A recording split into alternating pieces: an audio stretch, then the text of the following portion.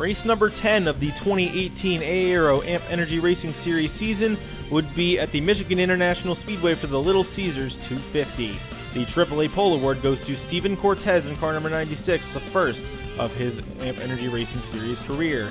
Darcy Lusk starts to his outside, Ashton Short in third. Grant Jacobs got a nice start in fourth. That's Jean Sarator in the 40 car in fourth as the green flag flies, and that is Clyde Lattinger back in the fifth spot. Cortez and Lusk starting out in a bit of a deadlock so far, but Cortez using an inside line 3 wide already for third place. Lattinger making some bold moves early on. As out of turn number 2 on lap number 2, Jack Walter, Jack Jefferson, and Jonathan Ringer get together. They save it, but some cars in the background were obviously not so lucky. However, Jonathan Ringer showing some nice car control hanging on to the car there. As we'll ride along with him, see what happened. It looks like the 52 and 91 just squeezed a little bit too close together there. But Ringer knows he tries to keep his foot in it, trying to maintain as many spots as he can, and merges up safely for the most part. Gave Cilantro a little bit of a scare, but the 36 car rejoins the track surface without any problems. As this nice camera out of turn number 2 shows some smoke there. Jerry Richardson in car number 54 went around. Greg Nee was also collected. Tommy Richer as well in car number 2 got a little bit of got involved in that accident. So take a look. This was behind the first initial incident there with Jack Walter, but Greg Nee with a little bit of contact there sent him around, and he recovers the car nicely. A little bit of smoke up ahead. That was Jerry Richardson, his teammate, spinning. As contact between James Rodin and Keith Jesse sparked all that. Rodin goes into the wall, makes some slight contacts, just some cosmetics it appears to be. It should be. That wasn't a relatively hard impact of the 31 of James Rodin. And underneath this caution period, Clyde Lattinger would be the first of many cars to come in. Several stayed out, as you see on the racing surface, but several as well come in. Bjorn Brewer there, Sean Glossum, Ray Davis in car number 14 making his first start of the season, Kane Dwyer, Brad Curtis in the 12, Kyle Corbett, Madison Vermette, among others. And looking at a camera on the other end of pit road, Clyde Lattinger taking fuel only right here, as cars will definitely have to stop for tires later on, but some people rolling the dice after last week's shenanigans and the fuel strategy that ended up playing out there. Some teams and drivers definitely not wanting to take a risk and end up running out and costing themselves valuable position. But Michael Carter and Ashton Short, 2 guys who stayed out, led the field of the restart here on lap 7. As Carson Crompton trailing in their tire tracks, I should say. Bo Phillips in his. However, Phillips makes a move underneath the 84 car in an attempt to take over the 3rd spot, as Michael Carter trying to break away from the rest of the field, but Ashton Short hot in his draft.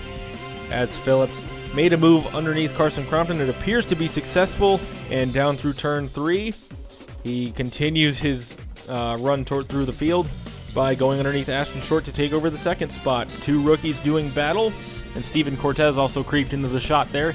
Another rookie with a very solid qualifying effort, and so far a very solid race effort. As Bo Phillips in the 15 eventually making his way up to and around Michael Carter, or trying to get around him.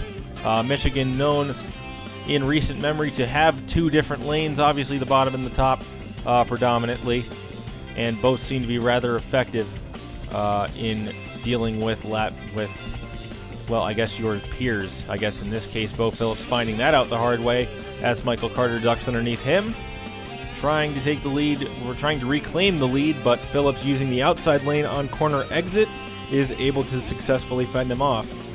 And it's just about where you're at really on the racetrack that really makes the difference as to whether your pass attempt will be successful or not. Ashton Short is on the inside of Michael Carter here, unable to make the pass, as you see here as we go on board with him. Hot on the tire tracks of Carter, and Phillips too as well, but Short having a solid season. He's done wonders for the Sam Davids team, and Steven Cortez has come around after a rather slow start for him.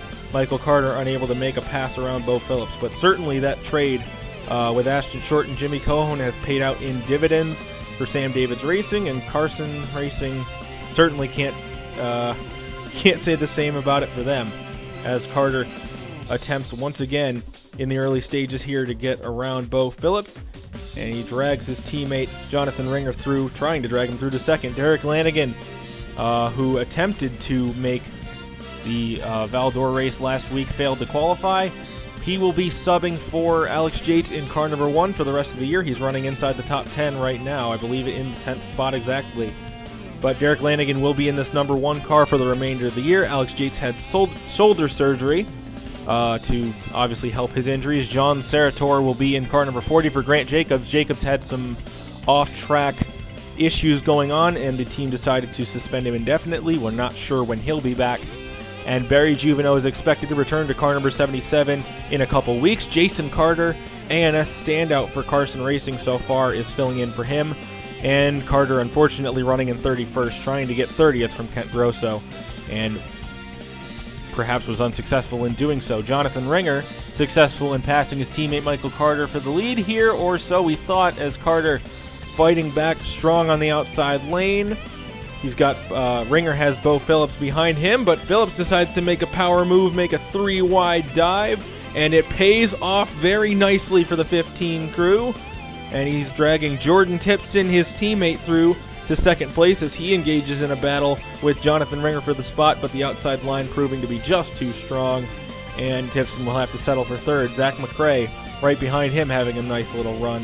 And McCrae been one of the quieter front runners so far this season, but he's consistently built himself up a solid little season throughout these first 10 races. Ray Davis in car number 14, we mentioned that he is making his first start of the season. The primary Calamicom Incorporated car, Tobias Newbridge being the other one. Both of them made the race, and neither one of them are running very well. Ray Davis has lost the pack, as you saw there. Michael Carter tries to go to the inside of his teammate Ringer, makes the pass stick, tries to get in the tire tracks of Bo Phillips, trying to get draft and to get up there to make yet another challenge for the top spot. Zach McCrae in car number 5, showing the strength of Skulls Racing and the emergence of this team as a front runner in this series. It's crazy to think that they would be here now after all of the adversity that this team has gone through within the past 4 or 5 years. It is a remarkable story. And Zach McCrae as well, from a virtually unknown name, here he is in the ARS, in contention for his first win, battling with champions such as Michael Carter. Derek Lanigan is making a nice run through the field. A longtime journeyman driver. Found a home with KGI as a reserve. They signed into a contract. And it seems that no matter who you really throw in this one car, they are bound to find success. This KGI machine, the team as a whole, has just been dynamite this season. And Derek Lanigan showing as such as he's creeping in the background, trying to contend for a top 5 spot. Michael Carter makes a dive underneath Zach McCrae and will successfully take over the second spot, as McCrae peeks to the inside through turn 3 here, trying to use some draft from Bo Phillips, who's running the middle lane, but unable to fully complete the pass through 4. Now he gets it going down the front stretch as we're on board with Derek Lanigan right on the back bumper of Zach McCrae as he uses the outside line to his advantage and move Derek Lanigan up into the 3rd spot. As this Kenny Gerald's Incorporated team, obviously with the setback they suffered at Val-d'Or, finding ways to overcome and thrive, as Lanigan comfortably inside the top 10 at this point. Michael Carter making a move underneath Zach McCrae, once again trying to get the spot back. Unable to complete the move just there. However, a few laps later here on lap number 45, we've got Carter caught up to the number 15 of Bo Phillips, a Connecticut native. But unfortunately for Carter, Phillips is able to use the outside line to his advantage and maintain the top spot as they encounter the lap car of Ray Davis.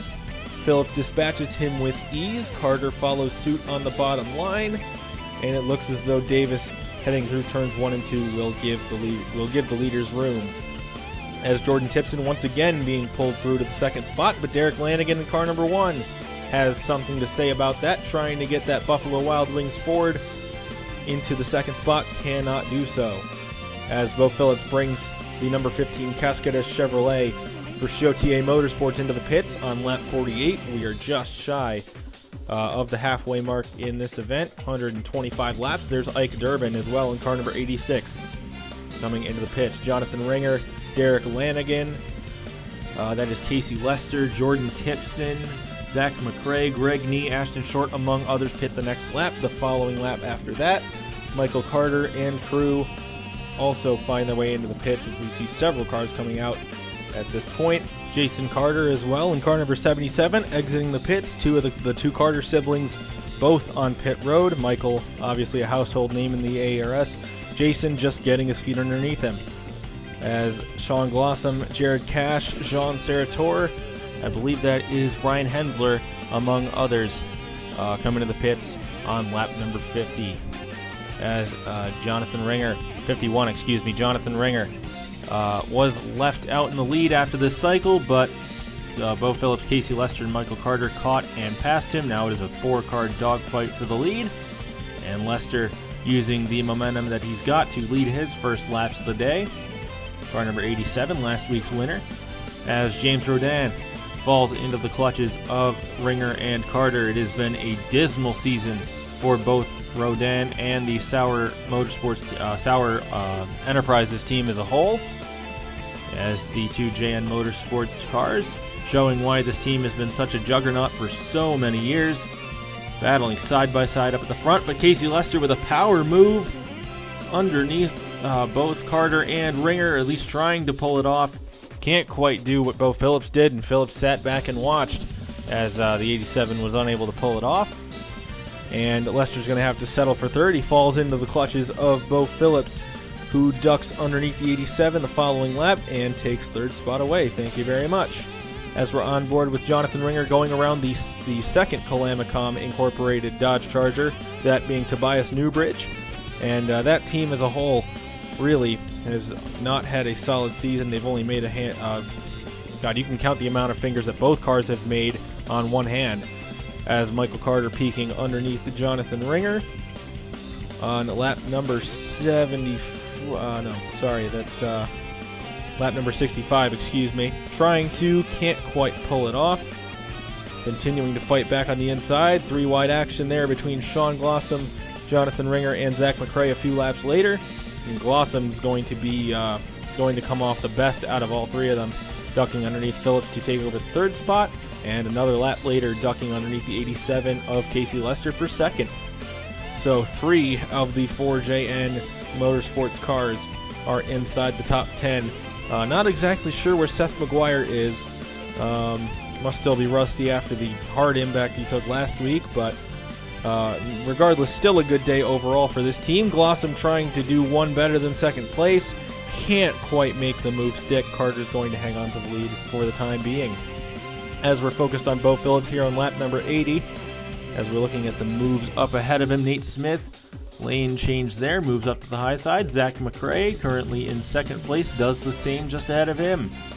And the inside and outside lines, obviously very even around this track, depending on where you're at. And this provides quite a bit of exciting racing all around the track. Ryan Barley trying to sneak around the 15 car for about the 7th position. Kane Dwyer finds himself up front in the number 10, the Ally Chevrolet. And all 3 of the main title contenders at this point, Kane Dwyer, Casey Lester, and Michael Carter, are running inside the top 10. The other Carter, Jason, unfortunately is going to have his engine expire in the number 77. And it seems like it doesn't matter who's driving it. There is some unreliability issues plaguing Carson Racing in that 77 car. So Jason Carter's debut unfortunately comes to an early end. Nate Smith in the 83, hot on the bumper of Michael Carter in the 39. There's Jason Carter going into the pits there. And Smith having a solid run as per usual, as it's kind of become a theme with him this season. Trying to go to the lead here on lap number 91. Can't quite make it stick. At least not down the backstretch through turns 3 and 4. He's got himself an opportunity, and he takes advantage of it. Going to the lead here around the 2015 champion. And Nate Smith nearly won the title back in 2014. He is certainly hungry to get himself a championship. And with the way that he's been running, it's not too far-fetched to contemplate that idea. As Carter makes a move on lap number 97 through turn 2, and eventually completes it through 3 and 4, move Michael Carter back up into the top spot. And later on in that lap, or towards the end of that lap, Bo Phillips kicks off the second and final round of green flag pit stops. Michael Carter in car number 39, Ryan Barley in the 80, several others behind them as well, all take to the pit lane. Carson Crompton included in that mix in the 84 car. Nate Smith the following lap pits. This leaves Kane Dwyer and Sean Glossum out front to battle for the lead. However, Glossum would be the first among them to come into the pits on lap number 100. Excuse that. Kane Dwyer comes in the following lap 101. And eventually, when everything cycled out, Ryan Barley and Michael Carter would be left battling for the top spot. And Barley having a solid run, trying to carry this Simmons Racing team, which has honestly not had a very solid 2018, trying to give them a little bit of hope, trying to give them a spark, and so far it seems to be working. At least I would imagine it would be working for them. Nate Smith, Madison Vermette, Bo Phillips, and others catch up to the main two of Barley and Carter. And Smith obviously getting around them to take the lead. Madison Vermette following suit and goes by to take second from Barley. As focus now, this is a little bit later on, Carson Crompton finds himself up front in the closing stages of this one. Makes a peek underneath Madison Vermette, and Vermette's had a history obviously with the ACS Racing camp, but it seems like they've put it all behind them and they're just trying to have a clean battle to the finish. Crompton making a dive to the bottom of the racetrack, trying to challenge Vermette through turns 1 and 2. Seems to be working, but Vermette, obviously being on the outside line, was able to charge back on the backstretch. However, Crompton through turns 3 and 4 completes the pass with just a handful of laps to go, under 20 to go at this point. Ashton Short, unfortunately for him, has to come into the pits here on lap number 116. That's underneath 10 to go at this point. As you see, Short just in front of the two leaders of Smith and Crompton. Could potentially the 19 and the 93 of Bjorn Brewer have an impact on the outcome of this race? As we see Crompton trying to catch up to his team owner Nate Smith. Smith getting held up by the double wide blockade of Ashton Smith and Bjorn Brewer. I'm sure the 83 camp can't be too happy about that, but Carson Crompton goes to the inside of the 83 with just a few laps to go, and he's able to take advantage of the 83's misfortune. And he gets underneath the 19 of Ashton Short as well, and they eventually coming around to this next lap. They're coming to 3 laps to go this time by. Nate Smith still hot on the heels of his teammate. 5 laps to go, excuse me. Hot on the heels. It's still a race down between the two of them, and Karma seeming to strike the 93. Ooh, look out, Bo Phillips. But Karma seeming to strike the 93 as he would have a problem with just under 5 laps to go here. Coming to the white flag. One more time around, 2 more miles left. Can Nate Smith get back up to the 84? It seems he's done that, and he peeks to the inside through turns 1 and 2. Can't quite complete the pass. Crompton being resilient on the outside line, as we've seen all day. But Nate Smith through 3 and 4 holding strong on the inside line. Through 3 and 4, Smith in the 83 car. Looks like he's going to be able to complete the pass. And a last lap maneuver is going to give Nate Smith his second win of the season as he wins the Little Caesars 250. Ashton Short still ended up being a nuisance to Madison Vermette, but Vermette comes home in third. The third win of the season for ACS Racing, second for Smith, obviously, and he would celebrate with burnouts on the front stretch. As Nate Smith in the 83 team certainly looking to solidify themselves as a championship threat, despite the gap that they have back to the points rivals such as Carter, Lester, and Dwyer. They're certainly making quite the case to cement themselves up at the front of this field to make a charge for a championship this year. Carson Crompton comes home in second to make it an ACS Racing 1-2. Madison Vermette finishes in third, didn't lead any laps today. Jonathan Ringer in fourth, and Zach McCrae rounds out the top 5. Ryan Barley with a quiet yet rather pronounced run, I guess, for the 80 team. Simmons Racing definitely could have used a morale boost, and I think he did a great job of giving them that today. Michael Carter comes home in 7th place, led the most laps with 38. Jordan Tips, the entirety of Show TA Motorsports here. Jordan Tipson comes home in 8th. Jalen Scranton in 9th, and Bo Phillips finishes in 10th place. Maybe we're finally beginning to see this team come to life, as they got off to a rather rocky start, as with a lot of drivers, but it seems that Show TA Motorsports is finally beginning to turn things around this season. As for the point standings, Michael Carter reclaims the points lead. He's got 42 points over Kane Dwyer. Casey Lester is 20 points behind Dwyer. And funny thing is, that's the same margin that the two of them had between each other coming into this week. But Dwyer drops a position as a result of Carter finishing higher than him.